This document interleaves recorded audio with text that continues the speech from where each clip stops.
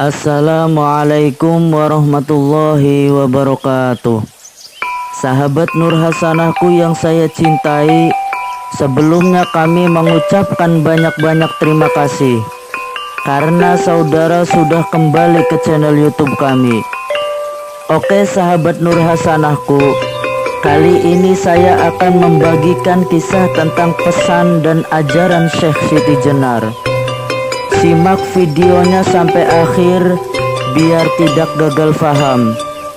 Karena Syekh Siti Jenar atau ajaran Syekh Siti Jenar ini mengajarkan tentang akidah dan tidak semua orang bisa memahaminya.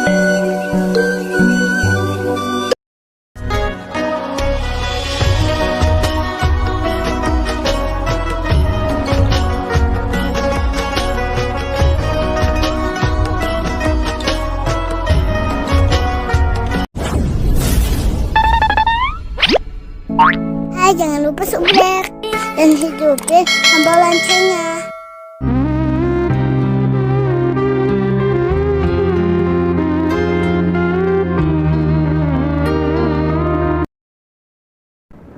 Memang sifat wujud itu bisa dimiliki semua manusia, dan itulah inti dari ajaran ini. Selama manusia mampu menjernihkan kalbunya, maka ia akan mempunyai sifat-sifat itu. Sifat tersebut pun sudah kumiliki. Kalian bisa melakukannya dengan mengamalkan apa yang hendak kuajarkan. Allah adalah satu-satunya yang wajib disembah. Dia tidak tampak dan tidak berbentuk, tidak terlihat oleh mata, sedangkan alam dan segala isinya merupakan cerminan dari wujud Allah yang nampak. Seseorang bisa meyakini adanya Allah karena ia melihat pancaran wujudnya melalui jagat raya ini. Allah tidak berawal dan berakhir, memiliki sifat langgeng, tidak mengalami perubahan sedikit pun. Allah berada di mana-mana, bukan ini dan bukan itu. Dia berbeda dengan segala wujud barang baru yang ada di dunia ini. Wahai Kanjeng Syekh, jelaskan kepada kami tentang hakikat kodrat. Kodrat adalah kekuasaan pribadi Tuhan. Tak ada yang menyamai kekuatannya tanpa sarana. Kehadirannya berasal dari ketiadaan, luar dan dalam, tiada berbeda. Tak dapat ditafsirkan. Jika engkau menghendaki sesuatu, maka pasti kalian rencanakan matang-matang dan pasti pikirkan berulang-ulang. Itu pun masih sering meleset. Namun Allah tidak demikian. Bila Allah menghendaki sesuatu, tak perlu dipersoalkan terlebih dahulu. Kalau begitu, Allah tidak memerlukan sesuatu. Benar, Allah tidak memerlukan sesuatu. Karena itu jika kalian hidup tanpa memerlukan sesuatu, tanpa butuh harta benda, tanpa butuh jabatan, tanpa butuh pujian, maka kalian akan merasakan hidup yang sesungguhnya. Kalian akan memiliki sifat Allah tersebut. Kalau manusia menghindari sesuatu dan merasa tidak memerlukan apapun, apakah akhirnya dapat disamakan dengan Allah? Tidak. Walaupun manusia hidup tanpa bergantung sama sekali kepada duniawi, namun mereka tetap berada dengan Allah. Tidak bisa disamakan dengan Tuhan. Allah adalah pencipta dan kalian adalah yang diciptakan. Allah berdiri sendiri tanpa memerlukan bantuan. Hidup tanpa roh, tidak merasa sakit dan kesedihan. Allah muncul sekehendaknya. Jika Allah berkehendak, maka apakah kehendak seseorang itu karena kemauan Allah? untuk sampai jawaban itu, kita harus membedakan seseorang manusia itu dibedakan menjadi beberapa tingkatan. Ada yang awam, ada yang khawas. Orang awam hanya beribadah secara syariat tanpa dapat memelihara kalbu, maka ia masih jauh bisa berhubungan dengan Allah.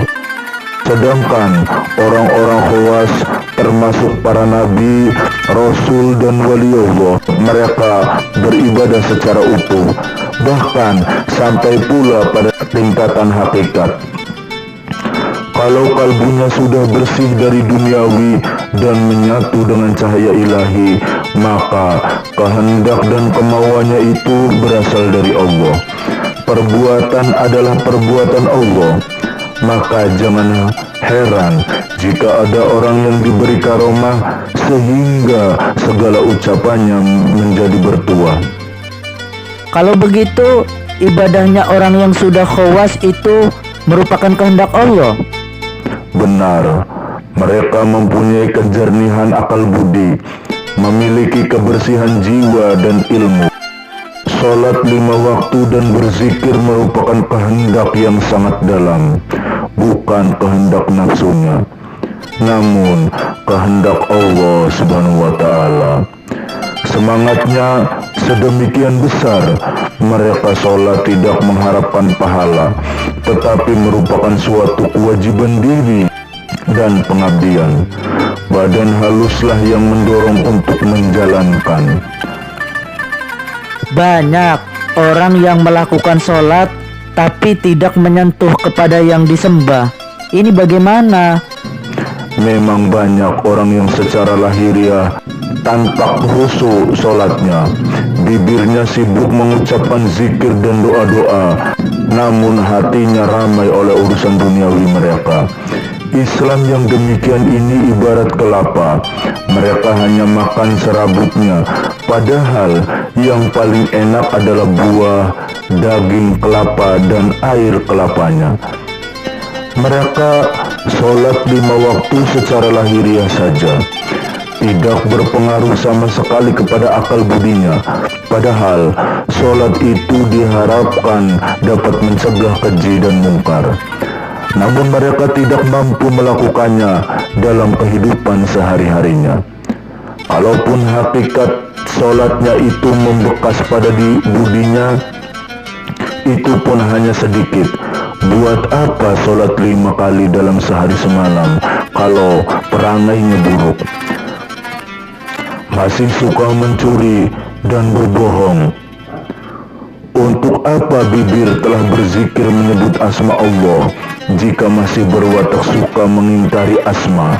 Kadang-kadang mereka berharap pahala, sholatnya saja belum tentu dihargai oleh Allah, tetapi buru-buru meminta balasan. Aneh. Wahai Syekh, ada hadis Rasulullah yang menyebutkan bahwa amal hamba yang pertama kali diperhitungkan adalah sembahyang. Jika sholatnya baik, maka semua dianggap baik. Ini bagaimana?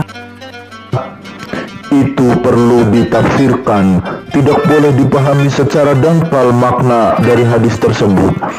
Hadis itu mengandung logika sebagai berikut. Orang yang tekun mengerjakan sholat dengan sempurna, maka perilaku budi pekerti dan kalbunya juga harus terpengaruh menjadi baik. Sebab sholat yang dilakukan dengan jiwa yang bersih akan berpengaruh pula bagi cabang kehidupan lainnya. Dan sebaliknya, hadis itu tidak berlaku bagi orang yang tekun mengerjakan sholat, tetapi hatinya masih kotor, tersimpan keinginan-keinginan nafsu, misalnya ingin dipuji orang lain, terdapat ujub dan sombong, serta budinya menyimpang dan menabrak tatanan yang dilarang. Apakah ada tuntunan mengenai pakaian seseorang yang sedang melakukan sholat? Sesungguhnya aku, Syekh Siti Jenar, tidak sependapat jika ada orang yang mengenakan pakaian gamis dan meniru pakaian orang-orang Arab. dalam melakukan sholat.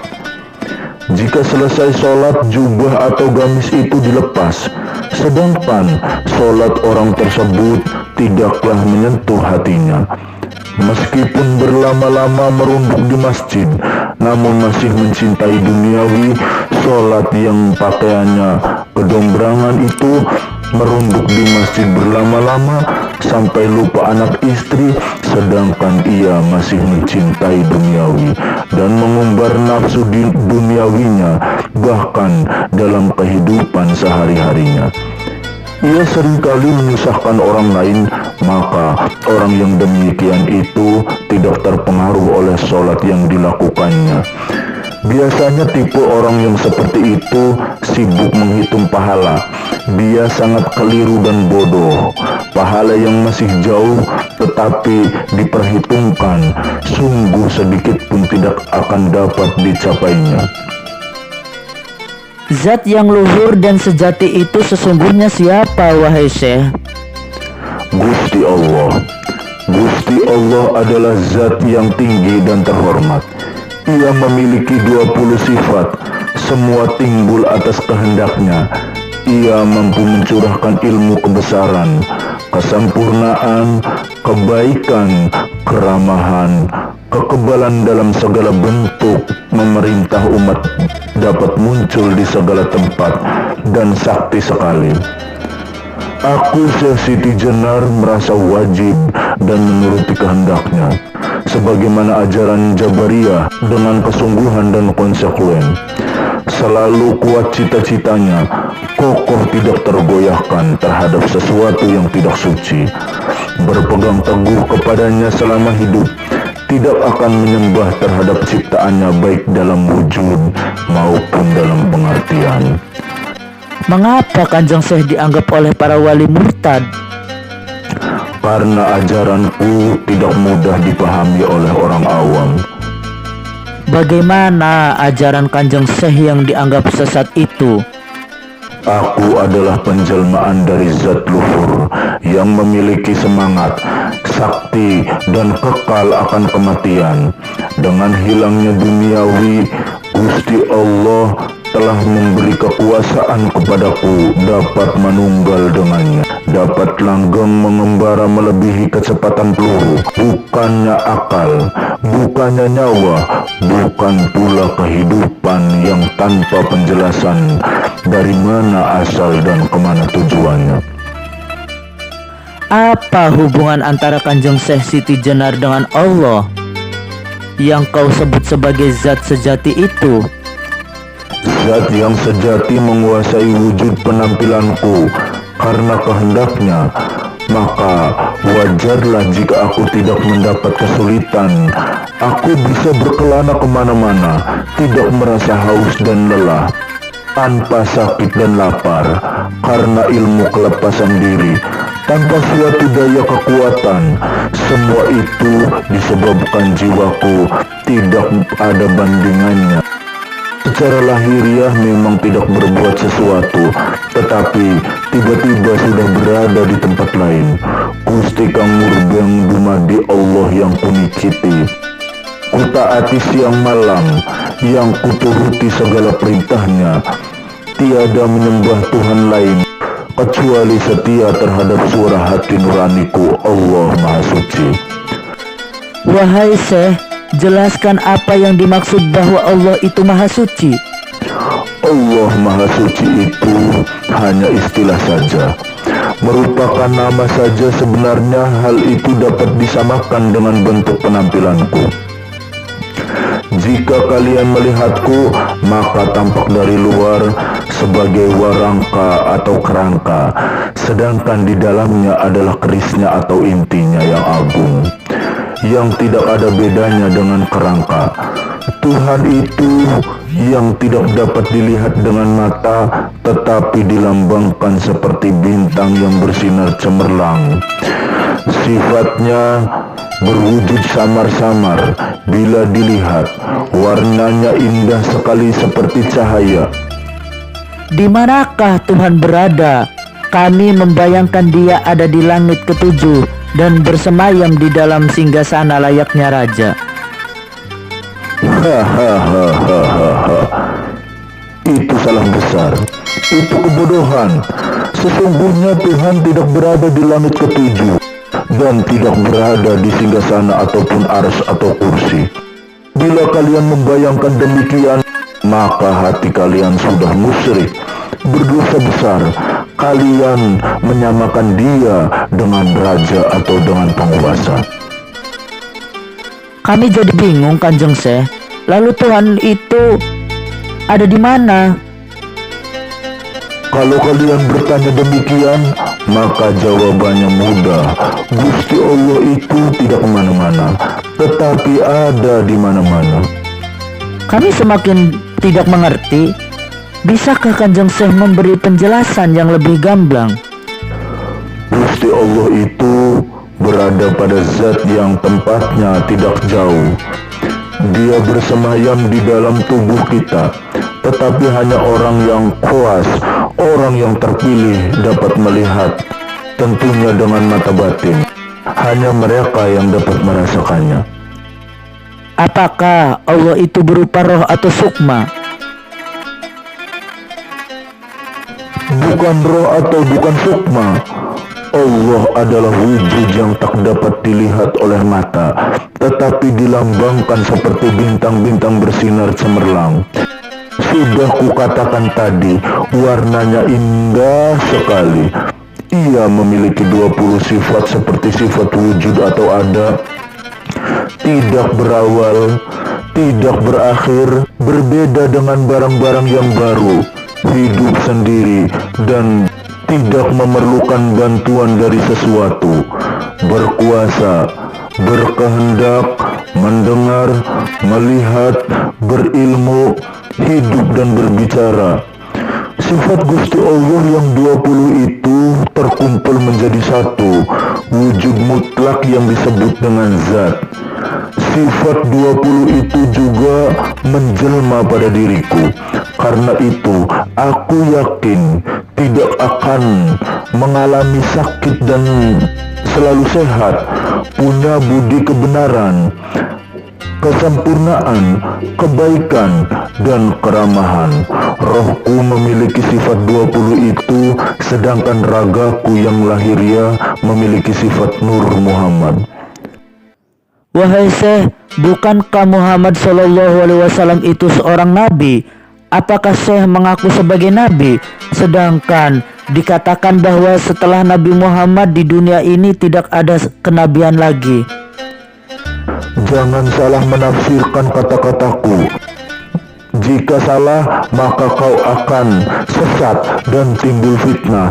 Tentu saja memfitnah diriku. Begini, bahwa rohku adalah roh ilahi, karena aku pun memiliki sifat 20, sedangkan badan wadahku, jasadku ini adalah jasad Muhammad dari segi lahiriah. Muhammad adalah manusia, namun manusia Muhammad berbeda dengan orang kebanyakan. Muhammad memiliki jasad yang kudus, yang suci. Aku dan dia sama-sama merasakan kehidupan, merasakan manfaat panca indera, dan panca indera itu hanyalah meminjam. Jika sudah diminta kembali oleh pemiliknya, akan berubah menjadi tanah yang busuk, berbau, hancur dan najis. Nabi atau wali, jika sesudah kematian jasadnya menjadi tidak bermanfaat, bahkan berbau, kotor, najis, busuk, dan hancur. Werangka, jika sudah ditinggalkan kerisnya, maka tidak ada gunanya. Jika seseorang sudah mati, berarti selesai sudah kehidupannya. Siapa bilang begitu? Tidak.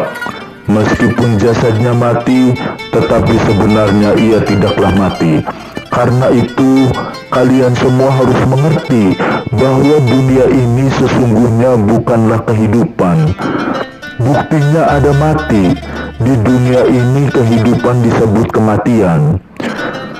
Coba rasakan, aku mengajarkan kepada kalian untuk tidak mencintai dunia ini dan tidak terpesona terhadap keindahannya. Carilah kebenaran dan kebahagiaan sejati demi kehidupan mendatang. Kehidupan setelah kematian, kalian akan berarti jika telah menemui kematian dan hidup sesudah itu.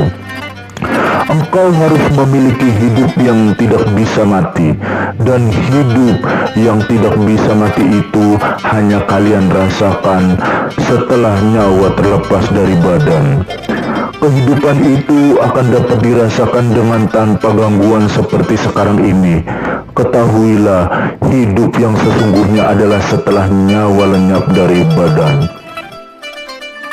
Agar dapat meraih kehidupan dalam kemuliaan sejati, kelak dalam kehidupan di dunia ini dibutuhkan kebenaran dan kebahagiaan sejati. Bagaimana secara mendapatkannya, Kanjeng Syekh? Jiwa manusia adalah suara hati nurani. Suara hati nurani merupakan ungkapan zat Allah yang harus ditaati perintahnya. Maka ikutilah hati nuranimu. Bagaimana cara meyakinkan bahwa suatu bisikan adalah suara hati nurani yang sesungguhnya? Kalian harus cermat, karena hati nurani berbeda dengan akal budi. Jiwa itu milik Allah, sedangkan akal milik manusia. Akal bersifat manusiawi. Karena itu kadang-kadang akal tidak mampu menemukan keajaiban Allah. Kehendak, angan-angan, ingatan merupakan suatu akal yang tidak kebal atas kegilaan. Suatu ketika akal bisa menjadi bingung, sehingga membuat seseorang lupa diri. Akal seringkali tidak jujur. Siang malam membuat kepalsuan demi memakmurkan kepentingan pribadi. Bukankah manusia lebih mulia jika dibandingkan dengan makhluk lainnya? Karena manusia diberi akal oleh Allah. Ya, itulah yang membedakan. Tetapi jangan lupa bahwa akal seringkali tidak jujur. Sering bersifat dengki, suka memaksa, melanggar aturan, jahat, suka disanjung-sanjung, sombong, yang akhirnya membuat manusia justru tidak berharga sama sekali, lebih hina dari makhluk lainnya. Jadi kita harus menggunakan akal sesuai dengan jiwa atau kehendak Allah. Ya, benar. Jika seseorang mampu mengendalikan akal dengan ajaran Allah, dengan kebenaran dan dengan jiwa yang bersih, maka ia bermanfaat menjadi diri lebih mulia. Apa yang menghalangi seseorang sehingga gagal dalam menempuh manunggaling kaula Gusti? Jangan mementingkan kehidupan duniawi, sebab kehidupan duniawi yang kalian jalani penuh kotoran. Akal kalian mudah tercemar dengan kotoran, sifat dan mudah dikuasai oleh nafsu, sehingga menghalangi kalian untuk bisa menuju pada tahap manunggaling kaula Gusti. Di dunia ini ada yang cantik, tampan, dan gagah. Bagaimanakah kedudukan orang-orang tersebut jika kelak telah terlepas rohnya? Kalian jangan mencintai dan mengagumi bentuk yang cantik, tampan ataupun gagah, karena sebenarnya badan wadag atau jasad laksana sangkar yang mengurung jiwa. Badan wadag merupakan beban yang memberatkan dan menyakitkan roh kalian. Wahai Syekh, benarkah sesudah kematian ada surga neraka? Para wali memang mengajarkan demikian. Inilah ajaran yang justru menurutku menyesatkan, karena terlalu dangkal. Para wali hanya mengajarkan serabut atau kulitnya, tidak sampai pada isinya, tidak sampai pada hakikat yang sebenarnya. Para wali mengajarkan bahwa surga dan neraka hanya dijumpai kelak setelah kiamat. adanya di akhirat dan orang-orang awam menelan mentah-mentah keterangan itu. Siksa kubur hanya dijumpai dan dirasakan badan wadah ketika di tanah, di kuburan. Para wali memang bertujuan baik, tetapi diputus sampai di situ, maka enggan menjelaskan lebih dalam dan lebih sampai pada makna yang hakiki. Kalau menurut Syekh bagaimana? Begini, untuk menemui dan merasakan surga dan neraka, maka seseorang tidak harus menunggu sampai mati atau sampai datangnya kiamat. Di dunia ini saja kita sudah dapat merasakan surga dan siksa neraka. Karena sesungguhnya surga dan neraka itu berada di dalam jiwa kalian, berada di setiap jiwa manusia yang bernafas. Jika jiwa manusia telah bersih dari gangguan hawa nafsu dan dapat menyatu dengan Gusti Allah, maka di dunia ini ia akan merasakan suatu kenikmatan surga. Jika budi kalian misalnya menolong orang lemah, lalu hati menjadi ikhlas dan puas, maka itulah yang disebut surga. Sedangkan neraka perwujudannya adalah jika hawa nafsu telah menguasai diri seseorang, kemudian jiwanya meronta dan merasa bersalah, maka dia tentu tersiksa. Ia tidak bisa tidur, gelisah pikirannya, sedih dan bermacam-macam rasa tak enak. Itulah yang dinamakan neraka. Jadi surga dan neraka di akhirat tidak berlaku? Maksud kami tidak ada. Surga dan neraka di hari kiamat, di akhirat kelak, sudah diterangkan dalam Al-Quran. Itu perkara gaib dan erat kaitannya dengan iman. Kalian harus meyakininya. Untuk apa meyakini? Bukankah jika di dunia berbudi baik dan beriman kepada Allah sudah merasakan surga? Sedangkan surga dan neraka di akhirat hanyalah bersifat menakut-nakuti manusia agar tidak berbuat buruk. Pendapatmu memang cerdas dan kritis, namun kalian tidak usah mempertanyakan apakah kelak di akhirat ada surga dan neraka. Itu urusan Gusti Allah. Kalian harus meyakini, karena meyakini hari akhir merupakan rukun iman. Sekali lagi, untuk mendapat surga pun kalian tidak perlu menunggu datangnya hari akhir. Meskipun seseorang sholat 1000 kali setiap hari, toh akhirnya mati juga.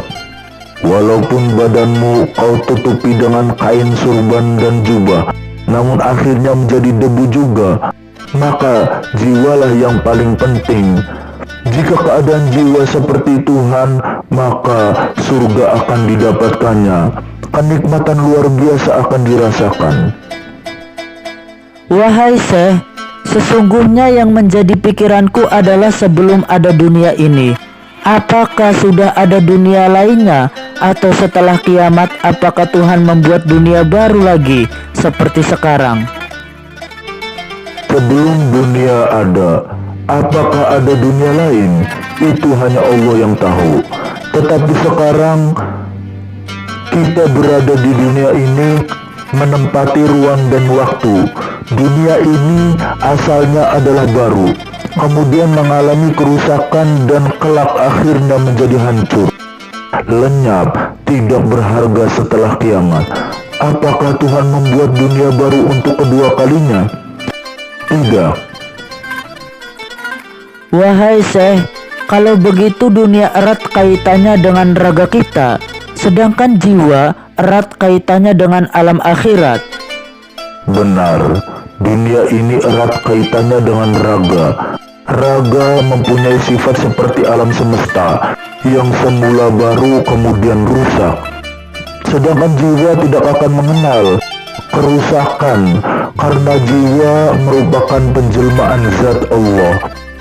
Ketahuilah bahwa raga adalah barang pinjaman yang suatu saat akan diminta oleh pemiliknya.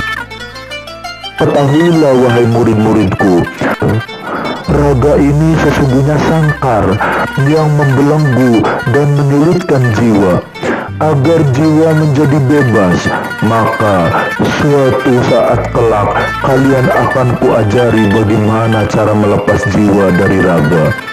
Ilmu melepas jiwa artinya bahwa kematian adalah titik awal kehidupan yang sebenarnya. Jika seseorang raganya mati, maka jiwanya menjadi merdeka, bebas dan tidak terkekang lagi. Sedangkan jiwa berhubungan erat dengan zat Tuhan. Selamanya jiwa tidak akan bisa mati atau rusak. Apakah yang dimaksud jalan kehidupan, wahai Syekh? Jalan kehidupan adalah jalan menuju kepada hidup yang sebenarnya. Setelah engkau mengalami kematian, jika seseorang bayi lahir, maka bukanlah awal kehidupan, namun merupakan awal kehidupan palsu. Seperti yang kalian rasakan saat ini, inilah yang sesungguhnya kematian sejati. Jika demikian, badan ini tidak bisa merasakan kehidupan yang sebenar-benarnya. Iya, tidak bisa kehidupan sejati tidak dapat dirasakan oleh raga. Karena jika raga mati, akan tetap dapat dirasakan oleh jiwa membusuk menjadi tanah. Bagaimana jika sekarang ini seseorang berbuat dosa, apakah jiwanya ikut bertanggung jawab? Sedangkan yang melakukan dosanya adalah raga. Tetap ikut bertanggung jawab. Karena jiwa yang menyatu ke dalam raga tidak bisa mencegah hawa nafsunya serta akal yang suka berbuat buruk.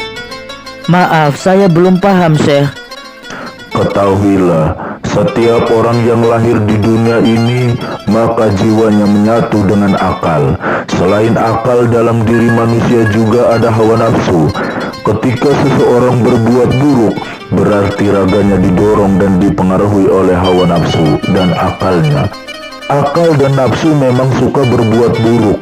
Apabila jiwa mencegah melalui hati nurani, maka raga tidak akan berbuat buruk. Akan tetapi, jika jiwa membiarkannya, maka raga akan tetap melakukannya. Karena itu, bagaimanapun juga jiwalah yang akan mempertanggungjawabkan perbuatan baik dan buruk raganya. Tadi Syekh mengatakan jiwa adalah penjelmaan zat Tuhan. Mengapa kadang-kadang jiwa mau mencegah dan kadang membiarkannya? Perlu kalian semua ingat bahwa di dalam raga ini terdapat nafsu-nafsu. Jika nafsu kuat menguasai, maka jiwa menjadi terbelenggu. Karena itulah mengapa aku katakan bahwa kehidupan sekarang ini adalah kematian, sedangkan setelah ajal merupakan awal kehidupan. Sesudah kematian, maka seseorang akan mencapai kebebasan jiwanya.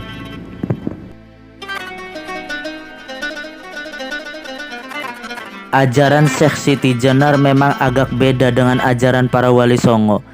Syekh Siti Jenar mengajarkan bahwa Tuhan adalah zat yang mendasari adanya manusia, hewan, tumbuhan, dan segala yang ada.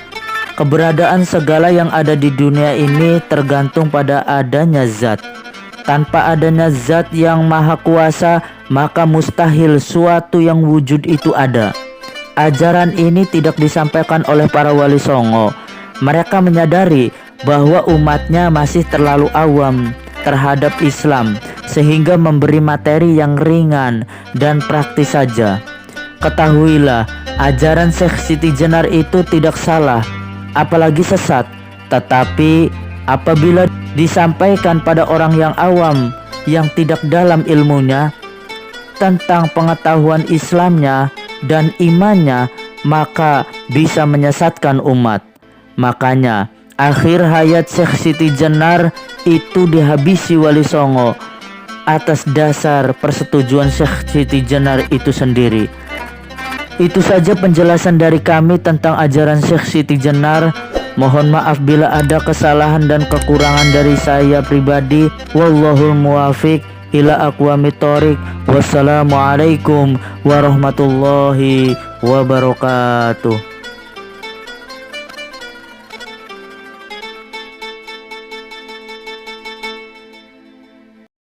Jangan lupa ya, subrek, subrek.